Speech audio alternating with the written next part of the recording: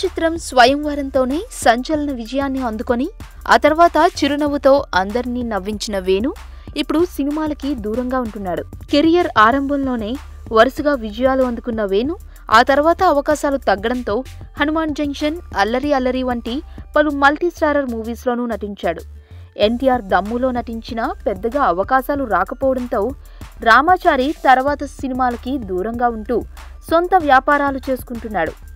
వేణు మాత్రమే కాక వాళ్ళ ఆవిడ కూడా మంచి వ్యాపారవేత్త. వీళ్ళకి స్క్రాప్ బుకింగ్ బిజినెస్ ఉంది. హైదరాబాద్ సిటీలో ఉన్న స్క్రాప్ బుకింగ్స్లో వీళ్ళదే అగ్రస్థానం.